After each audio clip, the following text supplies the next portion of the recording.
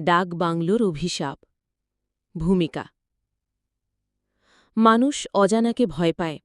পাহাড়ের গভীরে, জঙ্গলের ভেতরে, সময়ের বিস্মৃতিতে ঢাকা পড়ে থাকা জায়গাগুলো মানুষকে আজও শিহরিত করে। আর সেই জায়গাগুলোর মধ্যে অন্যতম ডাক বাংলো। এককালে ব্রিটিশ আমলে যাত্রীরা সেখানে রাত কাটাত, চিঠিবাহকরা বিশ্রাম নিত। কিন্তু সময়ের সঙ্গে সঙ্গে অনেক ডাকবাংলো ভাঙাচোরা ধ্বংসস্তূপে পরিণত হয়েছে। কিছু জায়গা আবার ছড়িয়ে দিয়েছে ভয়ঙ্কর সব কাহিনী, অভিশাপ, অদ্ভুত মৃত্যু আর অদৃশ্য উপস্থিতির গল্প। এমনই এক ডাকবাংলোকে কেন্দ্র করে শুরু হচ্ছে এই কাহিনী। 4 বন্ধু রোমাঞ্চপ্রিয় মন তাদের নিয়ে গিয়েছিল এক পাহাড়ে অরণ্যের গভীরে। তারা ভেবেছিল এটা শুধু এক রাতের অ্যাডভেঞ্চার, কিন্তু সেই এক রাত হয়ে উঠেছিল তাদের জীবনের সবচেয়ে ভয়াবহ অভিজ্ঞতা। প্রথম অধ্যায়। যাত্রা শুরু। শরৎকাল, আকাশ পরিষ্কার, হালকা ঠান্ডা হাওয়া বইছে। কলকাতা থেকে 4 জন কলেজ পড়ুয়া বন্ধু বেরিয়েছিল দার্জিলিং ঘুরতে। তাদের নাম অর্ণব, সুজয়, রণদীপ আর সমীর। কেউই শুধু ট্যুরিস্ট স্পট ঘুরে ছবি তোলা বা চা বাগানের রাস্তা দিয়ে হাঁটার জন্য আসেনি। ওরা অ্যাডভেঞ্চার চায়, অজানা অচেনা কিছু খুঁজে বের করার লোভ। ট্রেনে শিলিগুড়ি পৌঁছে তারা একটা জিপ ভাড়া করল। গন্তব্যে পৌঁছাতে হলে পাহাড়ি আঁকাবাঁকা রাস্তা ধরে আরও ৩০ কিলোমিটার যেতে হবে। কিন্তু সন্ধে নেমে এলো দ্রুত। ড্রাইভার আতঙ্কিত হয়ে বলল, সাহেব, রাত হয়ে গেছে, এই রাস্তা রাতে নিরাপদ নয়। পশু পাখি তো আছেই, মাঝে মাঝে অদ্ভুত আওয়াজ শোনা যায়। কিন্তু 4 বন্ধু হেসে উড়িয়ে দিল। হঠাৎ রণদ্বীপের চোখে পড়ল রাস্তার ধারে এক ভাঙাচোরা বাংলো। লোহার গেট ভাঙা, আগাছায় ঢাকা উঠোন, দোতলা বাংলোটা অন্ধকারে দাঁড়িয়ে আছে। জানালাগুলো যেন ফাঁকা চোখের মতো তাকিয়ে আছে পথিকের দিকে। অর্ণব উত্তেজিত হয়ে বলল, ওরে, একদম ভূতের বাড়ি, চল আজ রাতটা এখানেই কাটাই। ড্রাইভার আতঙ্কে কেঁপে উঠল, না সাহেব, ওইটা পুরোনো ডাক বাংলো, ওখানে রাতে কেউ থাকে না। শোনা যায় যারা থেকেছে কেউ কেউ আর ফেরেনি। কিন্তু অ্যাডভেঞ্চার প্রিয় ছেলেরা ড্রাইভারের কথায় কর্ণপাত করল না। তারা জিপ থেকে নেমে ব্যাগ কাঁধে নিয়ে ঢুকে পড়ল বাংলোর ভেতরে। বাংলোর ভেতরটা যেন আরও ভয়ের। ধুলোয় ঢাকা মেঝে, বাদুড়ের বাসা, ছাদের প্লাস্টার খসে পড়েছে। দীর্ঘ করিডোর পেরিয়ে তারা ঢুকল এক বিশাল হলঘরে।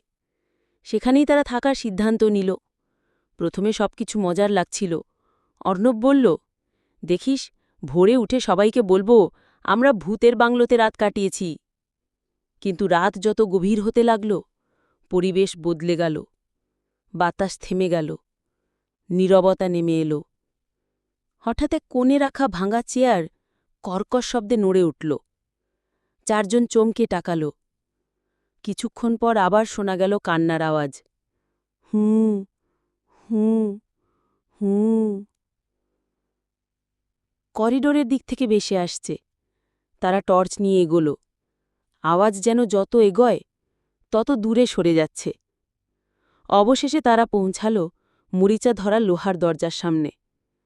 দরজার উপাস থেকে আচমকা আঘাত, ধাম।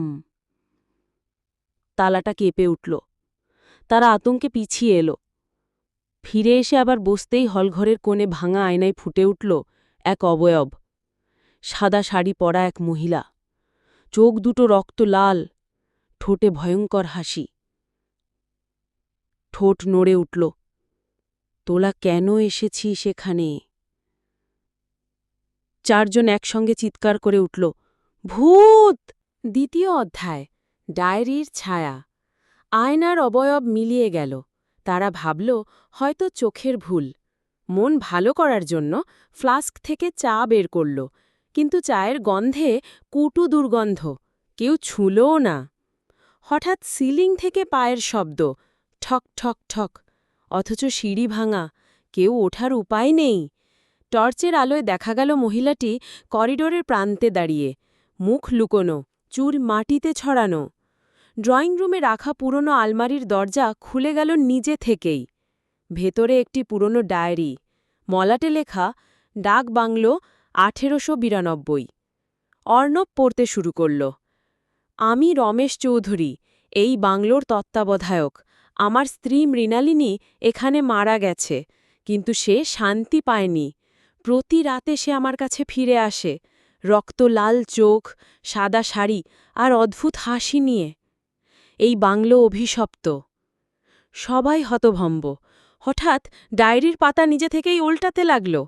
তাতে লেখা, যদি কেউ এই বাংলোয় রাত কাটায়, সে আমার স্ত্রীর ছায়াকে দেখবে, সে আরেকজনকে সঙ্গী করতে চায়, সাবধান। পড়া শেষ হতেই হাওয়া বইল, পাতাগুলো জ্বলে গিয়ে ছাই হয়ে গেল। তৃতীয় অধ্যায়, বন্দি আত্মা। ঘরে হঠাৎ গোপন দরজা বেরোল। ভেতরে একটি ছোট ঘর, শিকলে বাঁধা কঙ্কাল পড়ে আছে। কঙ্কালের মুখ থেকে মৃদু আলো বেরোচ্ছে। আলো থেকে কণ্ঠ ভেসে এলো, আমি রমেশ চৌধুরী। আমার স্ত্রী আর মানুষ ছিল না, সে দুষ্ট আত্মার নিয়ন্ত্রণে চলে গিয়েছিল, আমাকে এখানে বন্দি করে রেখেছিল। এখন তোদের পালা। কঙ্কাল ছটপট করতে লাগল। তারা ভয়ে বেরিয়ে এলো। হলঘরে পুরনো ছবির ফ্রেমে দেখা গেল দম্পতির ছবি। ছবির চোখ নড়ছে। ছবির ভেতর থেকে সেই মহিলা বেরিয়ে এলো, মুখহীন, শুধু দুটি জ্বলন্ত চোখ। সে রণদ্বীপের দিকে ছুটে এলো। চতুর্থ অধ্যায়, রক্তের আচর। রণদ্বীপকে চুল দিয়ে টেনে নিয়ে যাচ্ছিল মহিলাটি। অর্ণবরা মরিয়া হয়ে চেষ্টা করলেও কিছুতেই ছুটতে পারল না। অবশেষে মহিলা মিলিয়ে গেল। রণদ্বীপ অজ্ঞান হয়ে রইল। তার ঘাড়ে গভীর নখের আচরের দাগ। আবার টেবিলে ডায়েরির ছাইয়ের মধ্যে কিছু অক্ষত পাতা পাওয়া গেল। তাতে লেখা, অভিশাপ ভাঙতে হলে মাটির নিচে লুকোনো পিতলের পাত্র বের করতে হবে। যে রক্তে বাঁধা, সেই রক্তেই মুক্তি। তারা বাংলোর উঠোনে খোঁড়াখুড়ি শুরু করল। বেরিয়ে এলো একটি সিল করা পিতলের পাত্র। পড়া শেষ হতেই হাওয়া বইল, পাতাগুলো জ্বলে গিয়ে ছাই হয়ে গেল। পঞ্চম অধ্যায়, নিষিদ্ধ পাত্র। পাত্র বেরোতেই বাংলো কেঁপে উঠল। মহিলার ভয়ানক রূপ দেখা দিল, বিকৃত মুখ, রক্ত ঝরছে। অর্ণব পাত্র খুলল, ভেতরে রক্তমাখা পাথরের মূর্তি। কালো ধোঁয়া ছড়িয়ে পড়ল চারদিকে। মহিলাটি আর্তনাদ করে উঠল, না, ওটা আমার অভিচাপের বাঁধন। অর্ণব মূর্তিটা আছড়ে ভেঙে ফেলল। মহিলার শরীর কুঁকড়ে গেল, চোখের আভা নিভে গেল, ধীরে ধীরে মিলিয়ে গেল সে। ষষ্ঠ অধ্যায়, ভোরের আলো। ভোর হল। চারজন ক্লান্ত, ভয়ে কাঁপতে কাঁপতে বাংলো থেকে বেরিয়ে এলো। কয়েক মাস পরে খবর পেল তারা, বাংলো ভেঙে দেওয়া হয়েছে। কিন্তু শেষ রাতে অর্ণব স্বপ্ন দেখল, সাদা শাড়ির মহিলা দূর থেকে দাঁড়িয়ে আছে, ঠোঁটে সেই পুরনো হাসি, ঠোঁট নড়ছে। তুই ভাঙছিস, আমি শেষ হয়ে গেছি? অভিশাপ এত সহজে ভাঙে না। অর্ণব চিৎকার করে জেগে উঠল। ঘর অন্ধকার, জানলার বাইরে হাওয়ায় সাদা কাপড় নড়ছে। সমাপ্তি। এক পাহাড়ি ডাকবাংলোর গল্প এখানেই শেষ হল। অভিশাপ সত্যিই ভাঙল নাকি কেবল নতুন রূপ নিল, কেউ জানে না। কিন্তু যারা সেই রাত্রিকে বেঁচে ফিরেছিল, তাদের জীবনে আর কখনো শান্তি ফেরেনি। কারণ কখনো কখনো ভূতের গল্প আসলে শেষ হয় না।